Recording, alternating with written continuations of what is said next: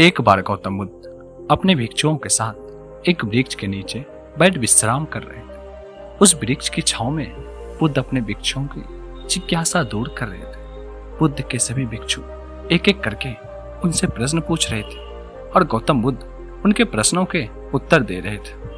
बुद्ध के उन भिक्षुओं में कुछ भिक्षु ऐसे भी थे जो कुछ समय पहले ही संघ से जुड़े हुए थे, जिसके कारण अभी उनके भीतर वो समझ पैदा नहीं हुई थी जो गौतम बुद्ध के प्रवचनों को समझ सके। गर्मियों का समय था, सूरज अपने चरम पर था और चारों तरफ धूप ही धूप थी, लेकिन उस वृक्ष के कारण बुद्ध और उनके सभी भिक्षु आराम से छांव में बैठे हुए थे।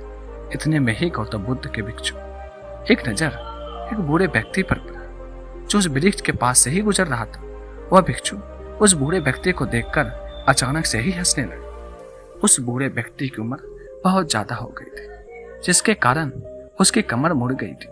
उस बूढ़े व्यक्ति के हाथ में एक डंडा था, जिसका सहारा लेकर वो बूढ़ा व्यक्ति अपने मंजिल तक पहुंचने का प्रयास कर रहा था। उस बूढ़े व्यक्ति का शरीर केवल हड्डियों का ढांचा मात्र था। अपने भिक्षुओं को हंसते हुए देख बुद्ध उससे कहते हैं कि मेरे प्रिय भिक्षुओं, कृपा कर हंसो मत, क्योंकि जिस व्यक्ति को देखकर तुम अभी हंस रहे हो वो कोई साधारण व्यक्ति नहीं है, बल्कि वह व्यक्ति इसी क्षण तुम्हारे जीवन को रूपांतरित करने की क्षमता रखता है। जो आज तक तुम में सीख नहीं पाया वह यह बूढ़ा तुम्हें सिखा सकता है। इसके द्वारा दी गई सीख को बेकार न करो। बुद्ध की यह बात सुनकर वह भिक्षु बुद्ध से कहता है, मुझे क्षमा करे, पर मुझे यह समझ नहीं आ रहा कि जो बूढ़ा व्यक्ति खुद को अपने शरीर और अपनी बीमारियों से लाचार है वो मुझे क्या सिखा सकता है। फिर बुद्ध उस भिक्षु से कहते हैं कि ये बूढ़ा व्यक्ति तुम्हें तुम्हारा भविष्य दिखा रहा है। जिस बुढ़ापे को और लाचारी को देखकर अभी तुम हंस रहे हो, वो बुढ़ापा और लाचारी तुम्हारे जीवन में भी आने वाली है।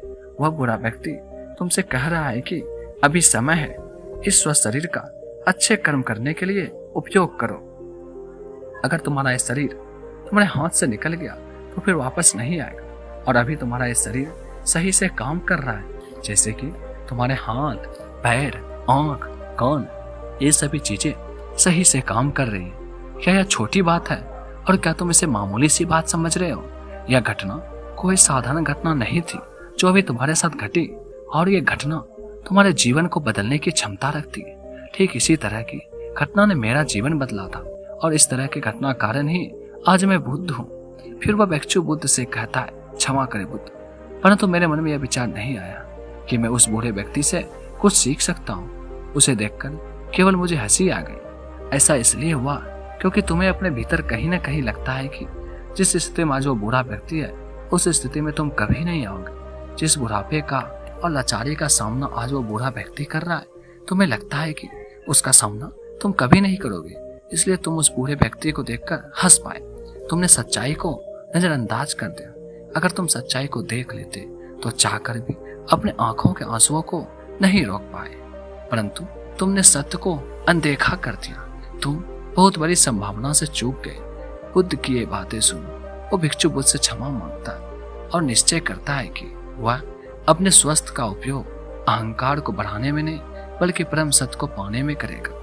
दोस्तों, हो सकता है कि आप बड़ी बड़ी समस्याओं में हो, या हो सकता है कि आप परेशानियों में हो, लेकिन फिर भी एक बात को हमेशा ध्यान में रखना कि जब तक आपका स्वास्थ्य ठीक है, तब तक आप किसी भी बड़ी से बड़ी समस्या से बाहर आ सकते हैं।